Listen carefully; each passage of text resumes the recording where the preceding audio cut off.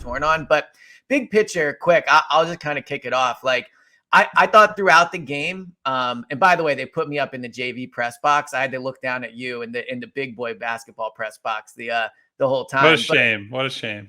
I will say it's a better view up there for what it's worth. Like, I can see the court better, but that's just me emotionally rationalizing to myself. But so anyway, I thought that although the game, it felt like it was 7 or 8 points, sometimes it would get to 10. It would get like the whole time it felt relatively close until the end. I didn't think there was a single minute or even second of that basketball game where I thought to myself, oh man, the Nets might win this. Like, it was close for a stretch, but I saw like people on Nets Twitter tweeting, this is a game, they have a chance. No, the Sixers had complete control of that game the entire time, and then they pulled away in the fourth. So I thought in terms of just big picture, what you wanted to see from game one, you talked about it, how game one's at 1 o'clock could be dangerous. I thought it was like a professional win by the Sixers. Well, I think that to me is the most important takeaway yesterday. Like, I'm assuming at one point in this series, it's the reason I didn't pick a sweep, is that I think there'll probably be a game they let their guard down a little bit and Brooklyn will do enough to probably steal a win from these guys. But I think it was really important that this team took the week off. They got healthy. They came into this game that's a little bit of a trap game, 1 p.m. to open the playoffs. And they just blew their doors off. Like, Brooklyn had an amazing shot-making game. It's actually the single best, so it's the single best shooting performance a team has ever had in a loss in the playoffs. And if you look down the list of like a lot of the biggest or the best shooting performances and losses, most of them are like, 6-point loss or 8-point loss or whatever it is. They're like fairly close games.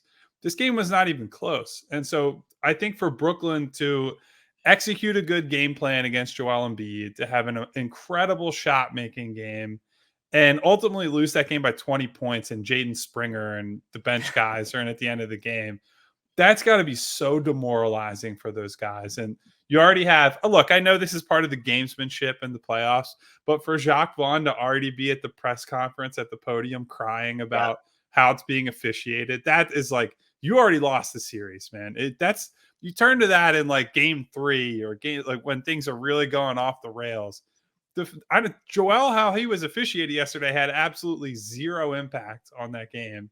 So to be grasping at straws like that, it's just like, man, these guys had one of their best shots they can offer, and they just got absolutely blitzed. Well, to your point, it had to be demoralizing because the first half, Mikal Bridges comes out and is playing well. Another thing you predicted, which I think is absolutely true and played out. The Sixers, like Mikal Bridges, to me, watching him, is a player where you just let him cook and he'll average 27 points next year and they'll be playing in the play-in tournament unless they make some type of significant change to their roster. You saw in the first half, Mikal Bridges was playing well. People on Twitter were reacting like, oh, he's going to keep him in this, blah, blah. And then the Sixers just decided in the second half, all right, Mikal, you're not scoring anymore. And that was that. Like, I think I read in your piece today, maybe he got 2 shots up in the second half and only scored, 5 or 6 points or something like that. But I thought the other big picture takeaway for me from that game was not just a discrepancy in talent, because let's be real, this team is way better than the Nets. But I thought 2 things really stood out. And it's one game, not to go huge big picture here, but this team is such a better shooting team than it was in past seasons. They set the, I believe, franchise record for 3-pointers made in a game with 21, if I'm not mistaken. And they got, I think, like 48 up. Like that to me is almost as important. One of the big problems for this team, like in the Warriors game, we talked about it a lot. The Warriors got up a ton of threes. I want to say they got up like 50 threes against the Sixers. And that was the difference when Joel scores 46, but it doesn't matter because the 3-point margins were what they were. So for the Sixers to open the playoffs and say, we're comfortable shooting 48 threes in a game, like that to me is a big deal just on its own. I agree, especially when you think about who the team's perimeter players have been in past playoff series. And look, we've talked about it a lot, but I think after this game, it's especially important to bring back up. They used to have a point guard in Ben Simmons that literally wouldn't shoot any threes. Yesterday, James Harden took 13 3-pointers, right? And then you just go down the list. Like Tyrese Maxey's a better player now than he was certainly 2 years ago against the Hawks, and a better player than he was against the Heat. He's 3 for 5 from 3. Tobias Harris, 3 3 for 3. PJ Tucker, 2 for 5. Like Niang comes in, 2 for 4. They just have so many people on the roster that they can count on to not only be willing to take a three, which is a big leap coming from like a Ben Simmons, Markelle Fultz era of basketball, but to make them. Like they are a great 3-point shooting team. And it's especially important when teams play Joel like they did yesterday. So the 3-point one to me, but also, and this is kind of piggybacking off the 3-pointer, they're just so much deeper than they were in past years. And it's one game, it's against the Nets. Who knows against Boston how these bench guys will play? But they just have so many more people they can go to where the game is not cratering when their starters aren't in. And really, Paul Reed, certainly, the Paul Reed game took place, but yeah, I just thought the 3-point shooting and the bench from a full team perspective were my biggest takeaways from the performance. Well, to piggyback off of that, I just think the thing that you're most encouraged by if you're the Sixers is that they have this good offensive performance and nobody had to step outside of their role, right? Yeah. Like all these guys just sort of, we're in our spots, we're going to space the floor. Joel gets doubled, he swings the ball around the perimeter.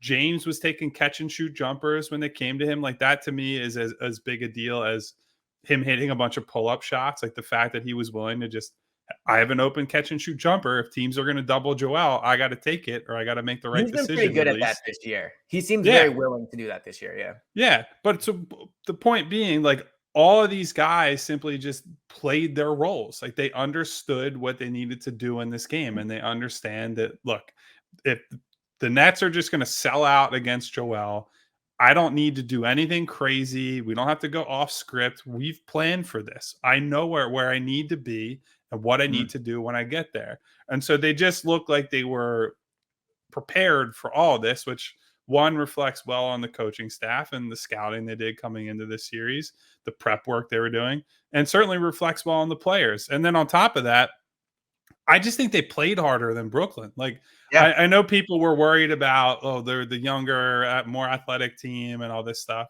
But I gave the rundown several times in written and podcast form.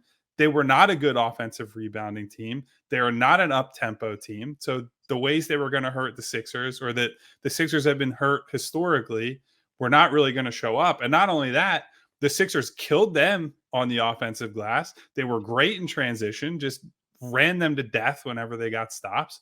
And they, like, look, that was a comprehensive performance from the Sixers. And there were moments in that game where they didn't shoot well early and they still were out in front in the lead, maybe because they just had more talent than Brooklyn. But yeah, I mean, there's so much you can say about this that's to the positive. And I think this is a game like this is why, not to get too carried away, that I just feel better about this team this year. Like they're just a better, more complete team that has more ways to beat you. Well, you've been saying this all year, and I think, like Harden gets the headlines because of the game he had, but also because of the debate around him. The 3-point shooting gets the headline. To me, it's Joel Embiid as to why they were able to dominate that game. And here's why I think that. Because I think if like 3 years ago, a team plays Joel like this, where they're constantly blitzing him with the doubles and they're constantly making him get the ball out quick, I think you see him get frustrated a lot sooner. I did think in the second half, there was maybe a 5 to 6 minute stretch where he looked a little frustrated. But outside of that, early on, he seemed ready, to your point about the coaching staff, like he knew to expect it and he handled it perfectly. So I think in some ways it's a game where, like why quarterback win-loss record to me is an important stat, because sometimes you look at a quarterback stats and it's like, well, he didn't really do that much, but he controls the entire game. I thought Joel controlled that entire game from the jump. Like his willingness to pass early, I thought set up the shooting. His just maturity about it set it up. Still finishes with 26 points. It's not like, he had 12 points or whatever. But I just think when you talk about why this team is different and why Joel is different, I thought yesterday was such a perfect example of it, because they don't win, or maybe they win it, but they don't dominate it the way they did yesterday if they played this game a few years ago, in my opinion. No, like I 100% agree, because the terms of that game were set by simply having him on the floor. Brooklyn, very clearly, their goal coming into the game and into the series is, we're not going to let Joel Embiid beat us. Well, okay, you're going to give up 45 open threes if that's the case. And look, I said before, in game 4 against Atlanta, it was a great example a couple years ago of the difference between Joel now and Joel then. That game, Joel shoots 0 of 12 in the second half against Atlanta. They lose that game on the road, was ended up being a pretty pivotal loss in that series. And the worst problem was not that he went 0 for 12. It's that he got tunnel vision and that he was like, I want to go against doubles and I want to play through traffic and dribble at these guys. And yes, he had a couple of those moments, but by and large, he felt and knew those doubles were coming and said, that ball's getting out of here. And I do think if Brooklyn looks at the tape, they might see, look, you might have to time the doubles differently. You let Joel get set a little bit. Maybe you let him dribble and then you pinch on him versus like they're trying to double him on the catch. He's just seen that too often now. Like he is far enough into his career. If you double him on the catch, he now is not just immediately putting the ball on the floor and leaving himself susceptible to turnover. So I do think the Nets will probably be smarter and a little more well-timed with how they double him moving forward. But even still, like then if you give him a gap, if he attacks quickly, then he's getting to the rim, then he's getting fouled, then he's scoring, 35, 40 points. So there are not a lot of good options against him. And I think it's a great example of how MVP does not always mean you're filling up the box score or you're scoring 50 points. Sometimes it means the other team's attention is so focused on you that everybody else is able to have a good game. Like how many assists did he end up with yesterday? He didn't even end up with that many, I don't think. 3 or 4 probably. Yeah, it 3 felt assists. Like all game though, he was picking them apart. Right. I think if you went and looked for like hockey assists in that game, Agreed. he probably has double digits there. And I think just the offensive process that they had was really good for most of that game. And that to me is more important than, if Joel had 8 assists, it's not that like the game he played would have been any better.